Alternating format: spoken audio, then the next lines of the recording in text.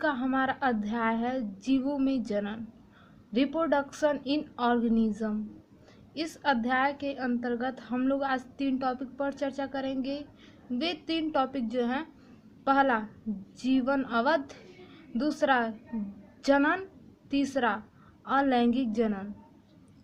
तो इनका जो है पहला टॉपिक पर चलिए चर्चा करते हैं। जीवन अवधि। जीवों के जन्म से लेकर उसके प्राकृतिक मृत्यु तक के समय को उस जीव का जीवन अवधि कहते हैं। इस पैराग्राफ को समझने से पहले समझते हैं हम प्राकृतिक मृत्यु क्या होता है। तो मान लीजिए उदाहरण के तौर पे मानव है। मानव जो है जब जन्म लेता है तो उसकी बाल्यावस्था आती है, किशोरावस्था आती है, फिर प्रौढ़ावस्था आती है, फिर जो है वृद्धावस्था आती है। तो उसकी जो है शक्तियाँ जो है बाल्यावस्था से प्रौढ़ावस्था तक जो है बढ़ती जाती हैं, फिर प्रौढ़ावस्था से उसकी शक्तियाँ घटती जाती हैं। तो घटते घटते इतना कम हो जाती हैं कि वृद्धावस्था में व्यक्ति की मृत्यु हो जाती है।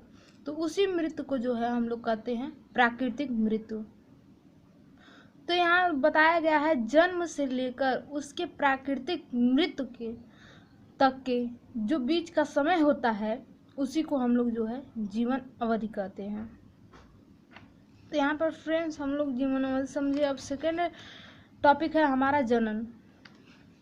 जनन क्या होता है? अपने समान संतान उत्पन्न करने की प्रक्रिया को जनन कहते हैं। जैसे फ्रेंड्स उदाहरण के तौर पे हम लोग तितली लेते हैं, समझते हैं। जैसे फ्रेंड्स आप जब गार्डन में जाते होंगे तो आपको जो है रंग बिरंगी तितलियां दिखती हैं, पर क्या आप जानते हैं उन तितलियों का जीवन अवधि क्या होता है? जो है 1 सप्ताह से 2 सप्ताह तक जो है तितली जीती है। तो सोचिए फ्रेंड्स, वो तितली 1 सप्ताह से 2 सप्ताह तक ही जीती है, तो उसको तो 1 सप्ताह से 2 सप्ताह के बाद नष्ट हो जाना चाहिए था। फिर हमको क्यों दोबारा जो है तितलियां दिखती हैं? वो तितलियां हमें इसलिए दिखती हैं क्योंकि वो खुद में एक प्रक्रिया करती हैं। वो जो है मरने से पहले जो है अपने समान जो है कई संततियां उत्पन्न करती हैं। फिर वही संततियां जो है बड़ी होके फिर अगले पीढ़ी की जो है संततियां उत्पन्न करती हैं। तो इस प्रकार से जो है ये वंशज उनका चलता रहता है और उसी प्रक्रिया को जो है हम लोग जनन कहते हैं। तो इसी प्रकार जो है पृथ्वी पर किसी जीव की जो है हमेशा निरंतरता बनी रहती है और पृथ्वी पर जो जीव कई वर्ष पहले जीवित थे वो आज भी हमारे पृथ्वी पर जीवित है। जैसे मनुष्य पहले भी उपस्थित था, आज भी उपस्थित है। पेड़ पौधे पहले भी इस पृथ्वी पर उपस्थित थे, आज भी उपस्थित है। ये क्यों उपस्थित है? क्योंकि उनकी जो है जनन द्वारा उनकी निरंतरता बनी हुई है। इस प्रकार से ये वही प्रक्रिया है जिसे हम लोग जनन कहते हैं। अब फ्रेंड्स जनन के प्रकार। जीवों में जनन मुख्यतः 2 प्रकार से होता है जो निम्नवत है। पहला अलैंगिक जनन, ए सेक्सुअल रिप्रोडक्शन, और दूसरा है लैंगिक जनन, सेक्सुअल रिप्रोडक्शन। तो चलिए फ्रेंड्स अलैंगिक जनन को हम लोग समझते हैं। अलैंगिक जनन होता क्या है? ये जनन की वह प्रक्रिया है जिसमें एक जनक द्वारा अपने समान संतान उत्पन्न करना ही अलैंगिक जनन कहलाता है। इसमें लिंगों का भेद नहीं होता है। इस प्रकार से संतानों का अपने जनकों से समानता प्रदर्शित करना ही क्लोन कहलाता है। यह क्रिया प्रायः सूक्ष्म जीवों में होती है। सूक्ष्म जीव अर्थात छोटे जो एक कोशिकीय जीव होते हैं, लगभग ये जनन की क्रिया उन्हीं में होती है। ये बड़े प्राणियों में, कशेरुकी प्राणियों में नहीं देखी जाती है या बहुकोशिकीय में नहीं देखी जाती है। तो यहाँ पे हम लोग समझते हैं इस पैराग्राफ को इस चित्र के माध्यम से। मान लीजिए ये कोई सूक्ष्म जीव है, ठीक है? तो उसकी जो है ये कोशिका है, ये केंद्रक है। तो उनमें जो है जब विभाजन होता है तो उनसे जो है इनके केंद्रक विभाजन होते हैं, फिर उनसे जो है कई संततियां उत्पन्न होती हैं। तो यहाँ पर देखते हैं जनक केवल एक ही है और उनसे जो है 2 संततियां उत्पन्न हुई हैं।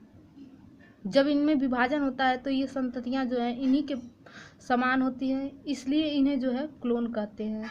ये फ्रेंड्स 1 नंबर के क्वेश्चन में पेपर में पूछा जाता है क्लोन क्या होता है, तो आप वहाँ पर लिख सकते हैं क्लोन जब संततियां अपने जनक के एकदम समान होती हैं उसे जो है क्लोन कहते हैं। ये क्रिया क्लोन की यानी क्रिया जो है हमें अलैंगिक जनन में देखने को मिलती है। तो यहाँ पर देखिए उनका जो है मतलब सूक्ष्म जीवों का विभाजन कैसे होता है, कैसे जो है क्लोन बनते हैं। तो मान लीजिए ये जो उनका केंद्रक है, तो इनका जब केंद्रक जब बटा 2 भागों में बटा तो इनका कुछ केंद्रक का भाग इधर आया, कुछ केंद्रक का भाग इधर आता है। तो इस केंद्रक में जो है डीएनए फ्रेंड्स उपस्थित होते हैं। तो ये डीएनए कुछ इस केंद्रक में आते हैं, कुछ इस केंद्रक में। फिर जब वही केंद्रक जो है जब कोशिका विभाजन होता है तो यहाँ सेल मतलब सेल वाल जो है विभाजित होता है। तो ये तो न्यूक्लियस यहीं पर रह गया, यानी केंद्रक यहीं पर रह गया और ये भी यहीं पर रह गया। और इनका जो है जब ये सेल वाल की विभाजन हुई तो इनसे जो है ये वाला डीएनए जो है इनका ये वाला डीएनए यहाँ पर आ गया और एक डीएनए जो है इस संतत में आ गई है। तो इस प्रकार से डीएनए आने की वजह से जो है ये संततियां जो हैं एकदम अपने जनक के समान ही होंगी। जैसे ये संततियां हैं ये केवल इन्हीं जनक के एकदम समान होती हैं, तो इस कारण यहाँ इसे क्लोन कहते हैं। फ्रेंड्स आइए समझते हैं लैंगिक जनन। लैंगिक जनन भी जनन की वह प्रक्रिया है जिसमें 2 जनकों की आवश्यकता होती है। यहाँ पर देखते हैं कि एक जनक की आवश्यकता होती थी जनन के लिए, पर यहाँ पर जो है जनन के लिए 2 जनकों की आवश्यकता होती है। इसमें संतान जनक से भिन्नता प्रदर्शित करता है। जैसे मतलब देखा जाए उदाहरण के तौर पे इस चित्र के माध्यम से समझते हैं। जैसे हम लोग एक नर लेते हैं, एक मादा लेते हैं। नर जो है नर युग्मक यानी शुक्राणु बनाता है, मादा युग्मक अंडाणु बनाती है। तो जब इन युग्मकों का संलयन होता है तो युग्मनज बनता है। फिर जो है यही युग्मक मैच्योर होकर जो है शिशु बनाता है। तो ये जो शिशु उत्पन्न हुआ है न तो नर के समान होगा न तो मादा के समान होगा। ऐसा क्यों? क्योंकि ये जो है फ्रेंड्स ये जो डीएनए है नर का डीएनए अलग होता है, मादा का डीएनए अलग होता है। जब अलग अलग प्रकार का डीएनए मिक्सचर होता है उस मिक्सचर से जो है जो शिशु उत्पन्न होता है इसके अंदर जो डीएनए आते हैं उसी के कारण जो है भिन्नता उत्पन्न होती है। दूसरे उदाहरण से समझते हैं। जैसे मान लीजिए हमने यहाँ पर नर पुष्प लाल कलर का लिया है, लाल नर पुष्प, और यहाँ पर जो है सफ़ेद मादा पुष्प लिया है। तो जब इनके युग्मकों का संलयन होगा तो युग्मनज बनेगा। उसके बाद जो है यहाँ पर उसी से एक गुलाबी पुष्प का निर्माण होगा। तो यहाँ पर आप देख सकते हैं हमने तो लाल पुष्प लिया था और सफ़ेद पुष्प लिया था, फिर जो है हमें गुलाबी पुष्प प्राप्त होता है। ऐसा क्यों? क्योंकि लाल पुष्प जो है इसमें कुछ डीएनए अलग होंगे, सफ़ेद पुष्प में इसके डीएनए कुछ अलग होंगे। तो ये जो है जब मिक्स होते हैं तो उसकी वजह से जो है हमें गुलाबी पुष्प मिलता है। तो इसी को जो है हम लोग क्रिया को अलैंगिक जनन कहते हैं। ये भिन्नता प्रदर्शित करती है। यहाँ क्वेश्चन 1 नंबर में बनता है पेपर में कि भिन्नता प्रदर्शन हमें किस प्रकार के जनन में देखने को मिलती है। तो आप फ्रेंड्स लिख सकते हैं लैंगिक जनन। तो चलिए फ्रेंड्स हम लोग जो है अगले टॉपिक पर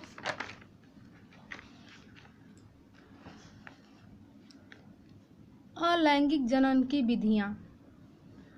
अलैंगिक जनन की विधियाँ नंबर 1 द्विविभाजन। अब द्विविभाजन होता क्या है? 2 समान भागों में बंटना ही द्विविभाजन कहलाता है। सभी प्रोटोजोआ में द्विविभाजन होता है। यानी मान लीजिए कोई वस्तु है, कोई पदार्थ है, जब वो दो भागों में बढ़ता है समान प्रकार से तो उसे जो है द्विविभाजन कहते हैं। ये मुख्यतः प्रोटोजोआ में देखने को मिलता है। समझिए फ्रेंड्स, ये मान लीजिए कोई, हमने अभी को समझाया है, जैसे ये कोई वस्तु है तो ये जो है 20 से समान भागों में बट गया है और ये अलग अलग जो है हो गया, तो इस प्रकार के विभाजन को ये द्विविभाजन हम लोग कहते हैं। तो द्विविभाजन फ्रेंड्स जो है मुख्यतः 4 प्रकार का होता है। पहला यानी ए सरल द्विविभाजन, बी लंबवत द्विविभाजन, सी अनुप्रस्थ द्विविभाजन, डी तिर्यक द्विविभाजन। तो यहाँ पर समझते हैं फ्रेंड्स, सरल द्विविभाजन का उदाहरण जो है अमीबा है। तो यहाँ अमीबा के माध्यम से हम लोग समझते हैं। देखिए फ्रेंड्स, ये अमीबा है, एक कोशिकी जीव है अमीबा। तो उसकी ये कोशिका कला है और ये जो है केंद्रक कला है, और ये जो बीच का पार्ट आप सब देख रहे हैं फ्रेंड्स, ये जो है क्रोमेटिन, यानी यहाँ केंद्रक है और ये जो है छोटे छोटे आपको दिख रहे हैं कुछ डॉट नुमा, ये जो है क्रोमेटिन है। ये फर्स्ट स्टेप है अमीबा का। जब इसमें विभाजन होना शुरू हो जाता है तो आप देखते हैं इसके सेकेंड पार्ट में, इसके सेकेंड पार्ट में आपने यहाँ पर केंद्रक जो है कला देखी थी, तो पर ये केंद्रक कला यहाँ पर नष्ट हो चुकी है, वो हमें दिखाई नहीं देती, वो अब नहीं मिलती है अब इसमें, क्योंकि द्विविभाजन होना शुरू हो गया है। थर्ड स्टेप में इसके क्रोमेटिन जो है टूट चुके हैं, वो कई प्रकार के मतलब खंडों में विभाजित हो गए हैं। और चौथे स्टेप में जो क्रोमेटिन का खंड था वो अलग अलग होकर अपने समान प्रकार के जो खंड है उनसे जो है जुड़ता है। और पांचवें स्टेप में क्रोमेटिन का जो है खिंचाव ऊपर से होने लगता है, ये जो है ऊपर की तरफ जाने लगता है। कुछ क्रोमेटिन ऊपर की तरफ जाता है और जो है कुछ क्रोमेटिन जो है नीचे की तरफ खिंचाव होने लगता है। तो यहाँ पर जो है केंद्रक जो कला है वो धीरे धीरे सिकुड़ने लगती है, यानी वो विभाजित होने लगती है। छठे स्टेप में आप देख सकते हैं यहाँ पर 2 केंद्रकों का निर्माण हो चुका है और जो है यहाँ पर केंद्रक कला भी आ चुकी है, परंतु ये जो कोशिका आप देख रहे हैं ये कोशिका एक ही है, अभी इसका विभाजन नहीं हुआ है। ये विभाजन होना स्टार्ट हो गई है, क्योंकि यहाँ से देखिए बीच पार्ट से जो है ये सिकुड़ना स्टार्ट हो गई है। और उसके बाद ये देखिए 7वें स्टेप में जो है ये कोशिका कला भी जो है विभाजित हो गई है। तो यहाँ पर 2 संततियाँ प्राप्त होती हैं। तो इसका केंद्रक जो है अलग है, इसका केंद्रक अलग है, तो ये संतति अमीबा है। अब लंबवत द्विविभाजन फ्रेंड्स, लंबवत द्विविभाजन का उदाहरण है यूग्लिना। तो आइए यूग्लिना के माध्यम से हम लोग समझते हैं। ये यूग्लिना का फिगर है फ्रेंड्स, ये उसका केंद्रक है। ये जो है पूंछनुमा स्ट्रक्चर आप सब देख रहे हैं, ये कशाभिका है, और ये जहाँ से पूंछनुमा स्ट्रक्चर निकला है उसे आधारकाय कहते हैं। तो यहाँ जो है अब सेकंड पार्ट में इसका विभाजन होना शुरू हो गया फ्रेंड्स। ये जो है केंद्रक उसका जो है विभाजन हो रहा है 2 भागों में, देखिए ये किस प्रकार से बट रहा है, और इसका ये जो है लंबवत विभाजन हो चुका है। यहाँ पर पूरा नहीं हुआ है लेकिन होना स्टार्ट हो गया है। और थर्ड स्टेप में देखिए फ्रेंड्स, यहाँ पर यूग्लिना का जो है दोनों मतलब 2 संतति प्राप्त हो गई हैं लंबवत द्विविभाजन के माध्यम से। तो इसी प्रकार के विभाजन को जो है हम लोग लंबवत द्विविभाजन कहते हैं। अब थर्ड टॉपिक है वही विभाजन का ही, अनुप्रस्थ विभाजन। उदाहरण पैरामीशियम। तो पैरामीशियम के माध्यम से हम लोग अनुप्रस्थ द्विविभाजन को समझते हैं। फ्रेंड्स, ये जो है पैरामीशियम का फिगर है। यहाँ पर पैरामीशियम में आप केंद्रक देख रहे होंगे।